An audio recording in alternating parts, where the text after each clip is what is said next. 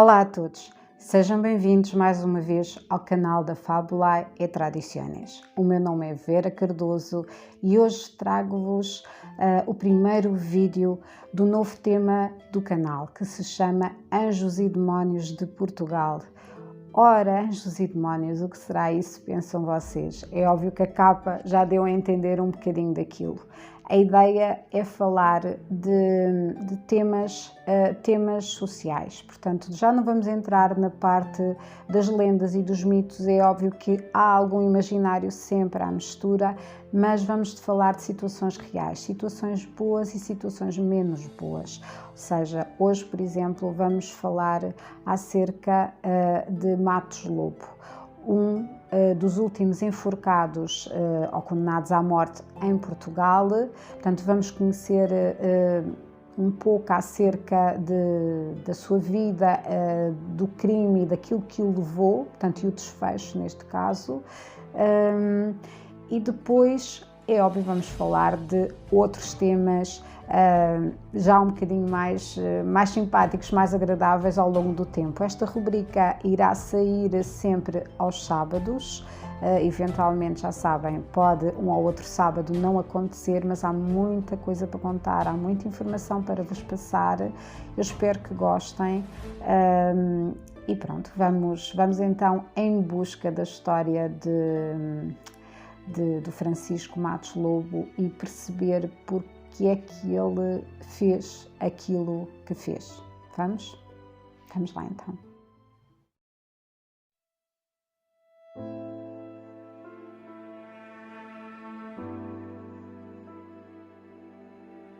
Ninguém nasce mau, pelo menos é o que diz o povo.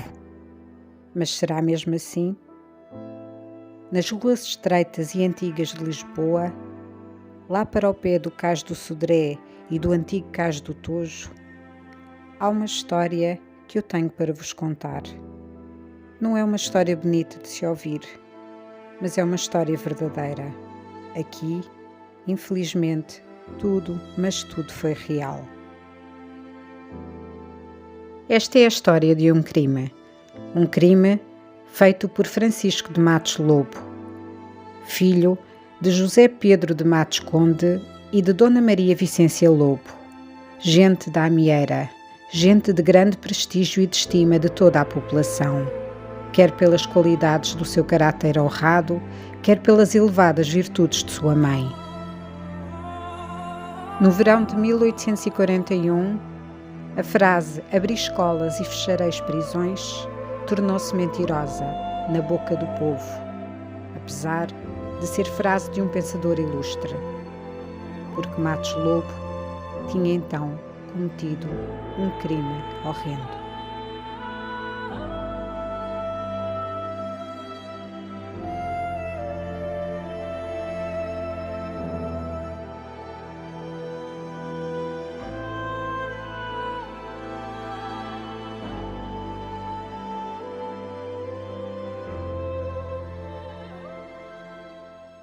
Então, estamos na Rua de São Paulo, no início da Rua de São Paulo, e por trás de mim, no edifício que faz o cruzamento no fundo, que tem 3 frentes, está o número 4, onde no primeiro andar, no dia 25 de julho de 1841, terá sido cometido um dos maiores crimes conhecidos em Lisboa no século XIX e que levou à morte por enforcamento do último enforcado do Cais do Tojo, em Lisboa, sendo ele Francisco de Matos Lobo. Aqui neste local, uma família inteira de uma viúva, a Mademoiselle Adelaide Filipe, casada com um português da região do Gavião, da Amieira do Tejo, terá vindo fugida de França após a morte do marido para aqui, para este local. Inicialmente terá ido para a Amieira do Tejo, mas depois, não se sentindo confortável com os avanços do dito primo Matos Lobo, que lhe terá achado, apesar dela já ter cerca de 40 anos, o que para a altura já era alguém já velha, por assim dizer, terá achado graça à senhora, mas portanto terá tentado alguma coisa, sendo ela viúva, não querendo, ela decidiu vir para Lisboa com os filhos. E aqui no primeiro andar vivia então com o seu mais pequenino e uma jovem adolescente, com cerca de 17 anos. Ela sim que terá, antes de morrer, dito à polícia tudo o que aconteceu neste crime horrendo que vamos conhecer agora daqui para a frente.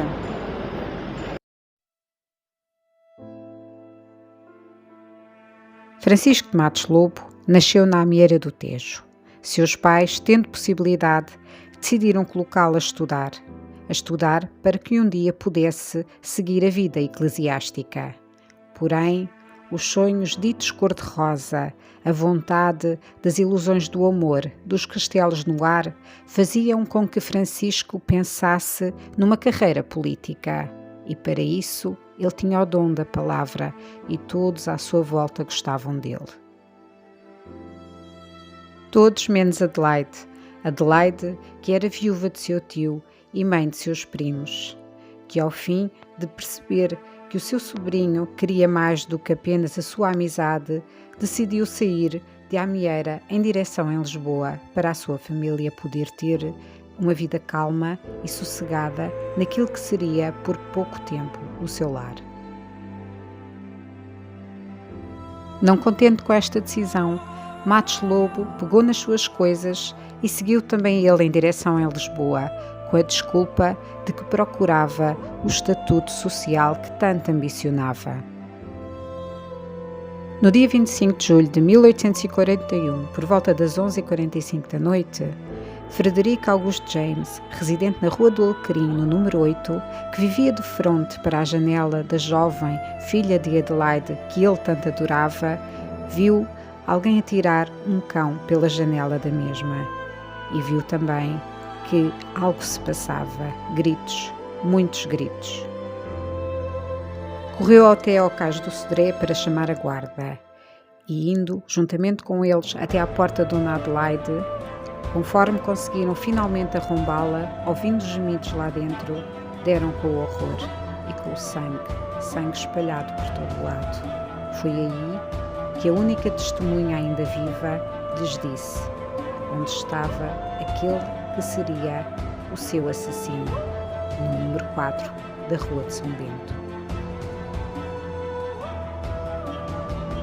A jovem vítima, Júlia Pereira da Costa, quando ouviu barulhos à entrada da sua porta, gritou: "Mata-me, mata-me, ladrão, mata-me como fizeste com a minha mãe, acaba de me matar."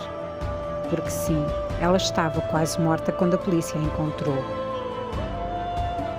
Apesar de se estar a esvair em sangue, Júlia contou à polícia que fora seu primo, Francisco, depois de um jantar a convite de sua mãe.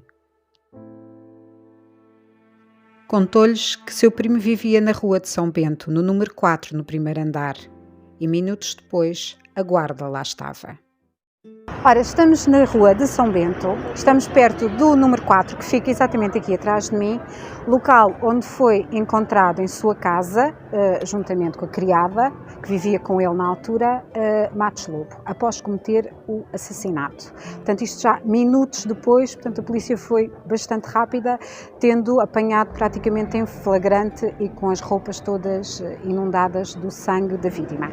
Hoje em dia, esta casa será uma espécie, pelo que nos parece, de um condomínio, também não apenas uma casa, de várias famílias, provavelmente, por dentro não temos esse conhecimento, não sabemos como é que é. Há alguma discrepância nas histórias, porque a moça, a jovem, indicou o primeiro andar como sendo a casa onde vivia o Matos Lobo, portanto a janela que surge na filmagem também. Porém, a polícia diz que se dirigiu ao segundo andar, portanto, à parte de cima, que tem aquelas janelas mais pequeninas, às águas furtadas, e que lá terá andado a bater às portas e que numa das portas terá saído uma figura feminina que terá dito que o homicida vivia, portanto, que o Matos Lobo, neste caso, que ela não sabia o que se passava, vivia na porta em frente. Porta, então, onde terá sido feita a averiguação por parte da polícia. Finalmente, Matos Lobo lá abriu a porta, a criada não quis abrir, porque eram altas horas da noite, e foi então quando eles descobriram os indícios de crime. Vamos continuar, então, a nossa história. caminho entre a casa de Matos Lobo e da família que assassinou é curto, mas é repleto de belos azulejos portugueses.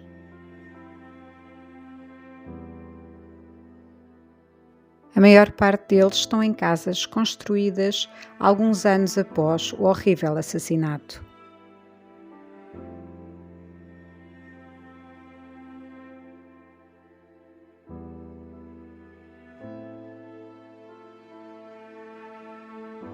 O meu nome é Cátia Lins, fui artesã de pintor de azulejos. Geralmente temos aqui um azulejo decorativo, aqui do bairro de Lisboa.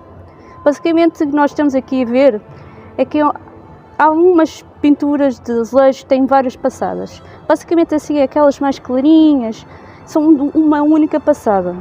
As mais escuras têm várias, ou de 3 ou 4 de mãos. Esta, por exemplo, foi duas passadas, basicamente, como se vê, uma, duas. Fica um tom mais escuro, E depois temos aqui os tons mais claros que só foi uma única passada. Matos Lobo disse à guarda que era totalmente inocente. Porém, assim que ouviu que sua prima ainda estava viva, suas faces ficaram brancas. A guarda pegou nele e disse-lhe: "Vamos até lá, vamos até à casa de Adelaide e ali você irá provar se foi ou não o seu assassino." Júlia, a mais nova de seus primos, ainda estava realmente viva. Olhou para ele e à frente das várias testemunhas disse que sim, era ele, Matos Lobo, quem tinha morto sua mãe e a criada. Depois, logo de seguida, teria agarrado o seu pequeno irmão e feito exatamente o mesmo, e tendo corrido atrás dela, pegado nela e apunhalado. No final, pegou no seu cãozinho e atirou-o para a janela, feito esse visto por aquele que começava aos poucos a amar a jovem rapariga. Matos Lobo foi levado para a prisão do Limoeiro, onde ficou até à sentença.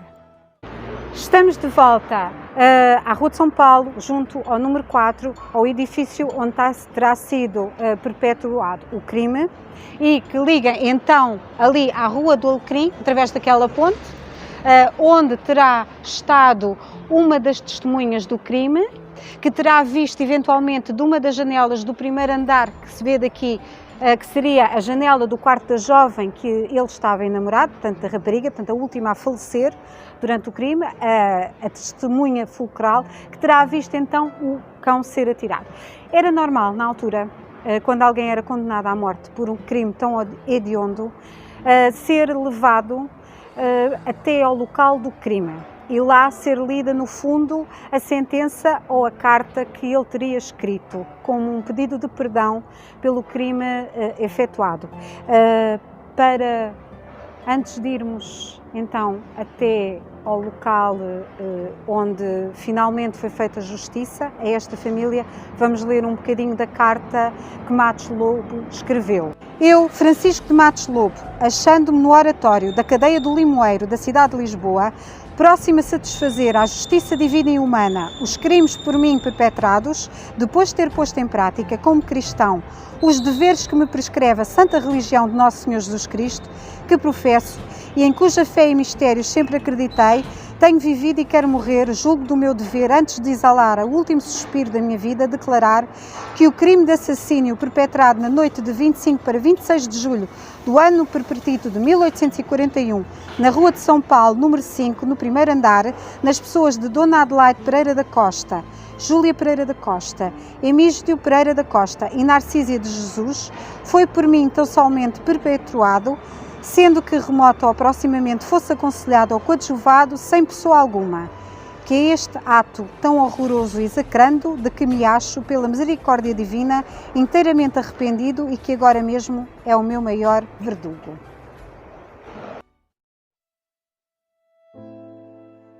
Apesar de provado o crime, nunca ninguém conseguiu realmente perceber porquê. As próprias atas da polícia o dizem. Porquê é que teria Matos Lobo realmente morto sua tia e primos e até a própria criada daquela. Por despeito? Era o que o povo dizia. Por roubo? Sim, algumas coisas da família da senhora Dona Adelaide foram encontradas em posse dele. Porém, ele estava de tal maneira transtornado que pouco ou nada dizia. O caminho até à forca não foi fácil. Foi demorado, Matos Lobo ia meio desfalecido e ninguém o conseguia consolar, nem mesmo o prior de sua terra que o acompanhava. Todos julgaram que provavelmente, antes de chegar à própria forca, Matos Lobo iria morrer. Ora, estamos no antigo Cais do Tojo, aqui em Santos. Para quem conhece, estamos muito perto do edifício onde é hoje o McDonald's, logo a seguir à Avenida 24 de Julho, que vem do Cais de Sodré e que vai em direção à Avenida Marginal, que vai para Cascais. Portanto, estamos o que nos parece um pouco longe do Rio Tejo. Na altura, estamos a falar, portanto, de 1840, imaginem, o rio chegava aqui, as embarcações chegavam quase aqui.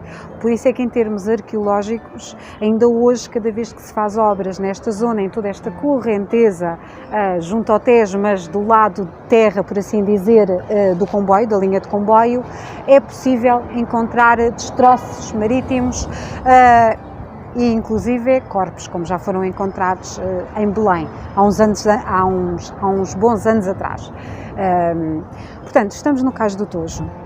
Neste local, em 1841, no dia 19 de fevereiro, tinha sido enforcado o famoso assassino do Aqueduto das Águas Livres, o Diogo Alves, sendo que ele foi enforcado não por isso, pelas mortes que terá realizado nesse mesmo aqueduto, visto que nunca foram comprovadas em tribunal, mas sim pela morte da família de um médico. Portanto, foi por isso que o conseguiram finalmente julgar e trazer para a forca.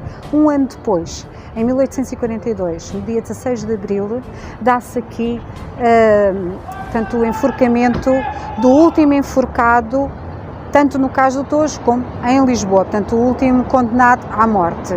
Não foi o último condenado à morte em Portugal, isso depois já foi uns anos antes, portanto há pouco mais de 150 anos atrás, mas aqui em Lisboa foi o último. O Cais do Tojo ainda esteve montado com essa possibilidade até 1857, penso eu. Depois disso, portanto, a pena de morte realmente foi abolida totalmente no nosso país. Matos Lobo foi trazido até aqui. Este último enforcamento foi algo especial, por assim dizer. O que se conta em termos do próprio tribunal, da própria justiça, porque ficou tudo registado, é que ele vinha mais morto do que vivo, vinha num estado bastante abalado, completamente, pronto, lá está, chegou uma altura em que as próprias pessoas que estavam a assistir, porque se assistia nessa altura, haveria bastante pessoas aqui neste local, acharam inclusive que ele estava já morto, que tinha chegado morto, porque quando o retiraram da carroça, da cadeira onde ele vinha preso, ele já teve que ser carregado pelo carrasco e pelos seus ajudantes até ao local da forca. Uma coisa que aconteceu foi que o prior que o acompanhava, que tinha vindo de próximo da terra dele, da Amieira do Tejo, enquanto subia com ele o cadafalso, enquanto o tentava acalmar para que ele, pronto, apesar da sentença e do facto de ele ir morrer, queria fazê-lo pensar de que, como ele tinha finalmente sido absolvido por Deus, por assim dizer, dos seus crimes, se tinha mostrado arrependido, que iria para um sítio melhor. Durante aquele espaço de tempo em que eles ambos subiam ao cadafalso e o Matos Lobo ia desfalecido, o prior terá tido um ataque de apoplexia, que é o que vem nos autos do tribunal, e terá desfalecido e terá morrido. Portanto, imaginem a confusão que foi. O próprio Carrasco, pelos vistos, era inexperiente. A morte do Matos Lobo não foi fácil, portanto ele ainda houve uma série de tentativas até terem a certeza que ele realmente tinha morrido, porque não estava a corda bem posta, o próprio cadafalso, portanto ele não morreu de imediato. A coisa correu um bocado mal nesse dia, mas sim, finalmente, ao final, no dia 16 de abril de 1842, deu-se como realidade a morte deste famoso assassínio, aqui no Cais do Tojo. Hoje em dia, quem passa neste lugar em Santos mal repara na placa da abolição da pena de morte, dos seus 150 anos. Matos Lobo não foi o último condenado à morte em Portugal, mas é sem dúvida um dos mais célebres criminosos portugueses.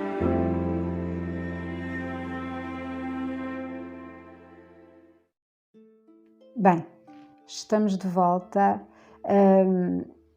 um pouco menos felizes, por assim dizer, porque há histórias de vida que, por muito que para vocês que estão aí desse lado não façam sentido, não tenham uma explicação plausível, não seja aceite socialmente, a verdade é que essas histórias existem.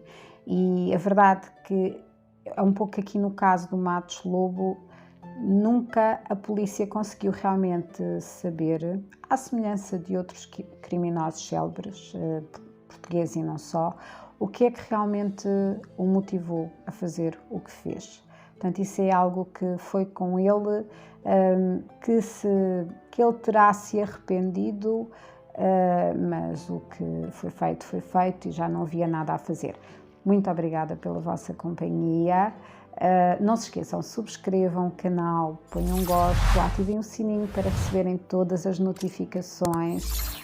Já sabem que o YouTube precisa mesmo que para poderem fazer isso vocês tenham, é um bocado desagradável, eu sei, para quem não gosta de trabalhar com a Google, mas é preciso ter realmente um e-mail, uma conta na Google, um Gmail, por assim dizer, pronto. Mas, no entanto, eu continuo a partilhar lá no Facebook, está bem? Pronto.